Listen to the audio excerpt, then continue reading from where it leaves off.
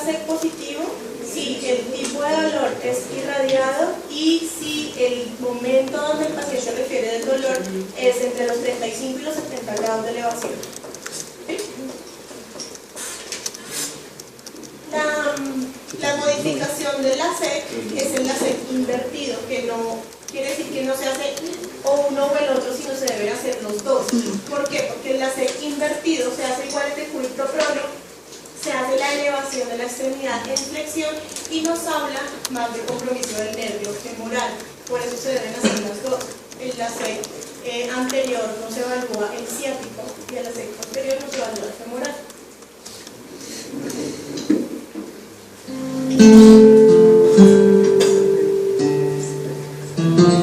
Bienvenidos a fisadoe.com, tu portal de fisioterapia y salud. A continuación realizaremos el test de LASEK invertido. Con esta maniobra estudiamos la posibilidad de que exista una lesión a nivel del nervio femoral. Para realizarlo partiremos con el paciente en decúbito prono. Con la mano caudal haremos una toma en la cara anterior del muslo, manteniendo la flexión de rodilla a 90 grados. La mano craneal la situaremos sobre el sacro y a continuación realizaremos una extensión pasiva de cadera. Si el dolor radicular aparece en la cara anterior del muslo, en la zona del nervio dural, sospecharíamos de una posible lesión intra o extradural del nervio. Es importante diferenciar si el dolor es por lesión radicular, donde el dolor se sentirá de forma aguda, tipo calambre, o si por el contrario es una sensación de tirantez por el estiramiento del músculo recto anterior del cuádriceps y psoas.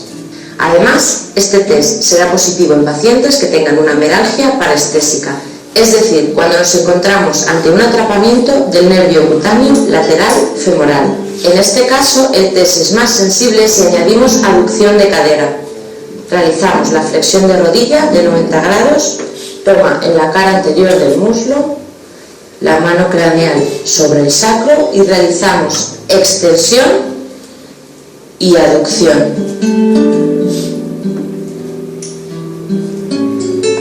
En el LASEK invertido no es importante el grado de elevación de la extremidad cuando el paciente refiere dolor, pero sí es importante el tipo de dolor. Igual es el paciente está acostado boca abajo, pero el dolor entonces es en la cara anterior. El dolor debe ser de las mismas características, o sea, un dolor neuropático, tipo corrientazo irradiado, que va desde la región lumbar hasta la rodilla, para que sea positivo en LASEK invertido.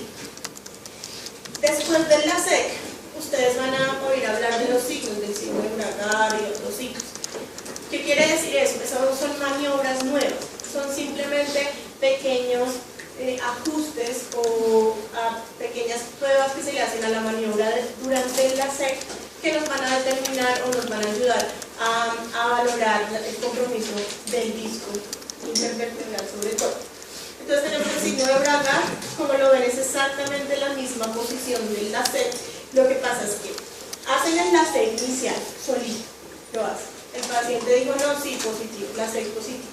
Bajan la extremidad, esperan que el paciente repose unos 5 o 10 segundos y lo vuelven a hacer. ¿Por qué es importante el reposo? Porque después de el estímulo doloroso del nervio es posible que el paciente quede con algo de dolor y de ahí en adelante todos los signos nos salgan positivos. Entonces es importante que el paciente repose hasta que ya haya pasado el dolor. Una de las características del dolor, como les decía, es que es corrientazo, entonces pasa rápidamente, pero puede que quede, o sea, tienen que esperar unos 5 a 10 segundos para volver a elevar la extremidad.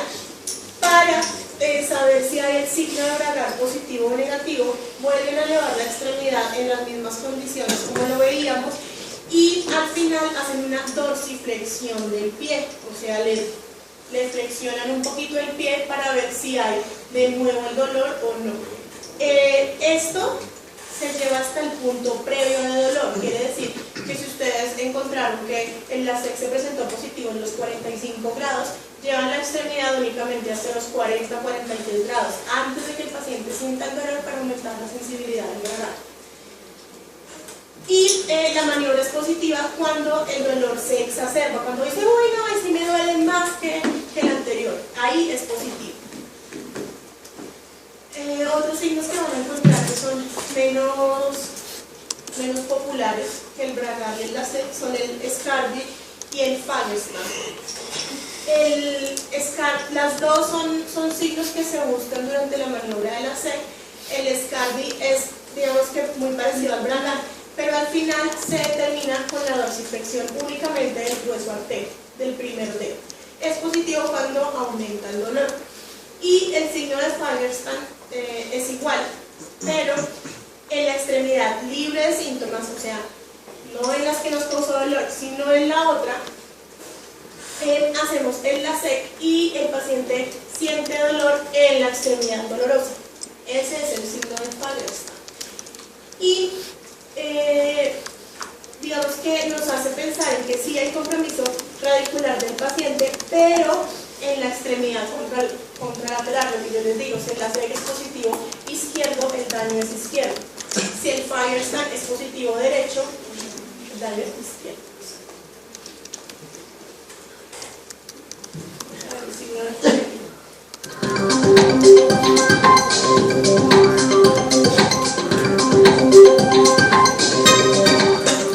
Signo de Kerlin.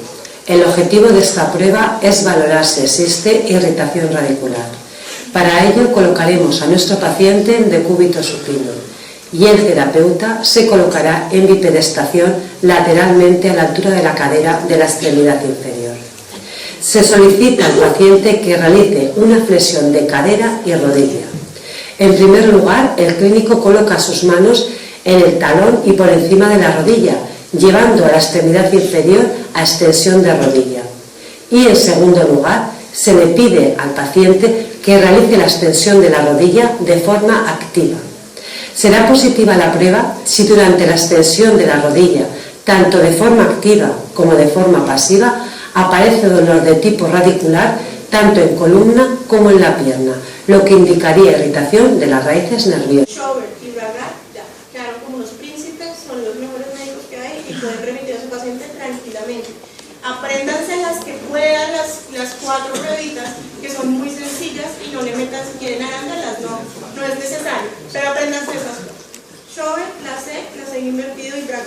Esas 4 y les queda su historia clínica muy completa. Otra valoración que toca hacer en el examen neurológico es el examen de las raíces nerviosas, evaluando la sensibilidad superficial del paciente. Entonces le vamos a hacer como en el examen neurológico que ya conocemos, le vamos a hacer test de temperatura, de tacto diferencial en las dos extremidades y siguiendo el esquema de los dermatomas que ya son muy familiares para nosotros. La valoración de fuerza lo vamos a hacer también con miotomas y se gradúa en la escala clásica del 1 al 5 de fuerza de las extremidades. Los reflejos se deben hacer igual comparativos, debemos hacer patelar, aquiliano y sobre todo patelar y aquiliano, y igual hacemos la evaluación que conocemos entre 1 y 4 cruces según la escala. Este cuadrito es súper valioso para ustedes.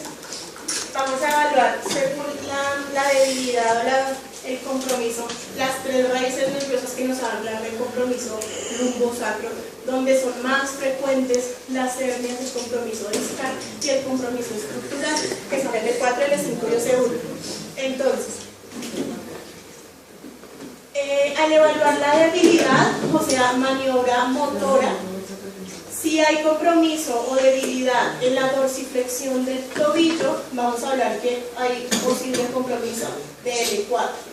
Si hay compromiso o debilidad en la extensión del grueso artero, tenemos compromiso de L5. Y si el compromiso o la sensación de debilidad del paciente es al flexionar la planta del pie, vamos a hablar del compromiso del sólido del gastrocnemio y tenemos compromiso de L1. Para las maniobras de Skripnik, la marcha es muy importante. Ustedes han visto que en la ortopedia y nosotros cuando hablamos una lumbalgia siempre hacemos que el paciente camine. Entonces, levantarse desde cuclillas, o sea, agachadito, y levantarse nos evalúa el compromiso o la integridad de L4. Que el paciente camine sobre talones es compromiso de L5 y que camine en puntas es compromiso de L1. es fácil si se lo aprenden mecánicamente. De cuclillas a de pie es L4, en talones es L5 y en puntas es S1. Y cuando los reflejos están disminuidos, si el rotuliano está disminuido versus el contralateral, vamos a hablar del compromiso posible de la raíz de L4. Y si el compromiso es del reflejo aquiliano, vamos a hablar del S1. En cuanto a las imágenes, la imagen que tenemos nosotros a la mano en atención primaria es la radiografía simple. Nos arroja muchos datos, pero si ustedes van a derivar el paciente a ortopedia, a ellos no les gusta que solo lleguen con la radiografía, porque la radiografía para ellos, que son más quirúrgicos, no les arroja muchos datos. Entonces, digamos que en orden de secuencialidad o de importancia, eso no quiere decir que nos vamos de una con la resonancia. Siempre que ustedes sospechen que hay compromiso estructural, lo primero que deben solicitar es una radiografía, no se vayan de una a la resonancia, así estén en Country, en Santa Fe o en Teno. En cualquier parte, la primera imagen que el estudio inicial de una lumbalgia es cuando está indicada la radiografía de sí. Digamos que siguiente y en la misma escala están TAC y resonancia. El TAC nos ayuda más con compromiso de estructuras sólidas y la resonancia más con un compromiso de estructuras blandas. Por eso el TAC y la resonancia, aunque la resonancia es mucho más costosa, están al mismo nivel. Después de la radiografía yo debo ver qué le sospecho al paciente o qué encontré en la radiografía, y para saber si debo seguir con el estudio que le pido, o si TAC o resonancia. En el siguiente escalón están las pruebas de electrodiagnóstico, que aquí en fisiatría, en la clínica, a la mayoría de pacientes lo hacemos. Digamos que a menos que alguno vaya a ser fisiatra o ortopedista, no creo que nunca vayan a pedir pruebas de electrodiagnóstico, esos ya son más de manejo especializado. Y en el siguiente escalón tenemos la gamografía y el PET, sobre todo para compromisos metastásicos. Esta es una imagen de una radiografía dorsolumbar. Estas son las últimas costillitas. Como les decía, se toma siempre que la lumbalgia sea de lobo en un paciente mayor de 50 años o menor de 20 años. Pacientes con compromiso de dolor tipo inflamatorio, o sea, dolor progresivo que no se dé con el reposo. Todo paciente que tenga fiebre, que tenga un antecedente de trauma, que tenga uso crónico de corticoides, que se sospeche osteoporosis con posible fractura patológica. Y es muy importante tener en cuenta que una radiografía de columna dorsolumbar o lumbosacra que sea normal no excluye patologías infecciosas ni neoplásicas. Estos simplemente son los, si se dan cuenta, las banderas rojas para toma de imágenes. En el caso del TAC, se toma cuando hay compromiso de hernia discal para valorar los cuerpos vertebrales. Como les digo, la TAC se utiliza más para evaluar lesiones sólidas o estructuras sólidas. Cuando creemos o sospechamos que puede haber una fractura vertebral o algún tipo de tumor vertebral y en sacroiliitis. Para la resonancia, entonces, nos define mucho mejor las estructuras blandas. Cuando sospechamos que hay compromiso del disco y de la raíz vertebral, está indicada la toma de la resonancia, porque es la imagen que nos va a determinar todo el trayecto de la raíz nerviosa. Cuando sospechamos de estenosis del canal medular, también debemos tomar resonancia. Si sospechamos de una infección vertebral, para tumores es una imagen que nos ayuda bastante a determinar las características del tumor.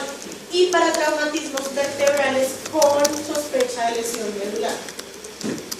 Para malformaciones congénitas espinales, pues la resonancia también es de elección. Y para valoraciones de posoperatorio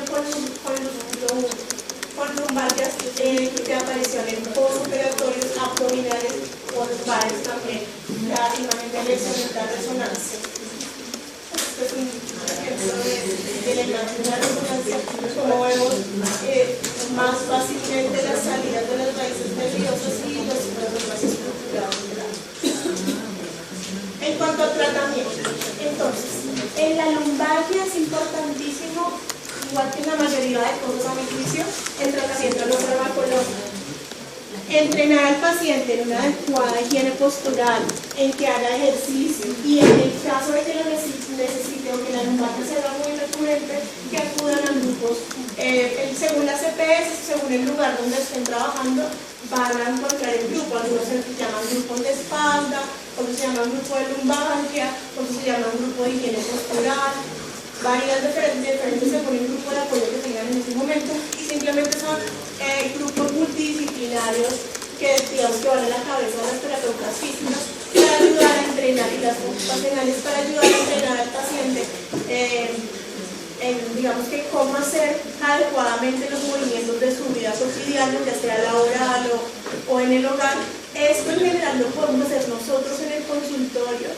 Como ustedes saben, nosotros nos preocupamos porque el paciente siga viniendo con nosotros como su médico de cabecera, y por eso llegamos a conocer mucho los pacientes, y en la medida que esa continuidad nos permite a nosotros entrenarlos. Y cada vez que vayan darles tips, cómo se sientan, cómo se levantan, cómo alcanzar las cosas elevadas y ese tipo de cosas según la ocupación del paciente o según cómo sea la vida diaria de los pacientes.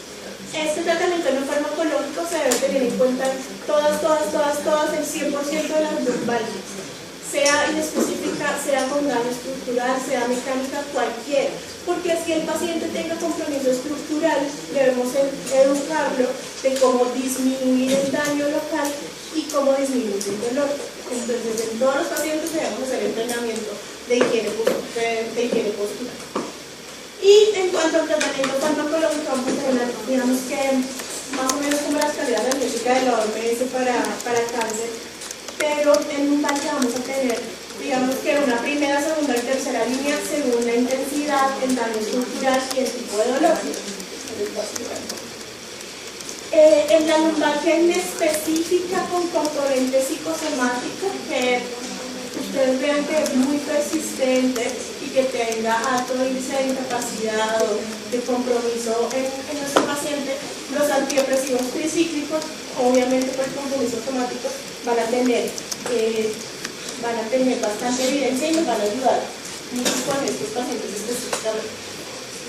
En la lumbalgia aguda, no sé si ustedes todos tengan la idea, igual que muchos médicos en su práctica diaria, que las lumbalgias se deben mandar a reposar, y las vemos mucho en urgencias, sobre todo, y algunos en consulta externa, que se dan incapacidades prolongadas. A los pacientes con lumbalgia aguda, usualmente el promedio de días de incapacidad que los médicos generales les dan es de 5 días, o sea, es muchísima incapacidad, lo cual es absolutamente incorrecto. Porque dentro de lo que ha mostrado que mejora la lumbalgia, el reposo no tiene evidencia. Quiere decir que eso es favorecer el absentismo laboral, favorecer la ganancia secundaria y favorecer la aparición de pacientes simuladores, porque saben que una lumbalgia, yo voy y digo al médico que le doy la espalda y no me da toda la semana de descanso. Entonces, tratemos de nunca dar más de 2 días de incapacidad, a menos que pensemos que hay un daño estructural que el paciente va a requerir de más ayudas diagnósticas. Ahí sí podemos extender la incapacidad, pero de entrada el 90% de los pacientes no le den nunca más de 2 días de incapacidad. En cuanto a la analgesia, en la primera línea vamos a encontrar los aires.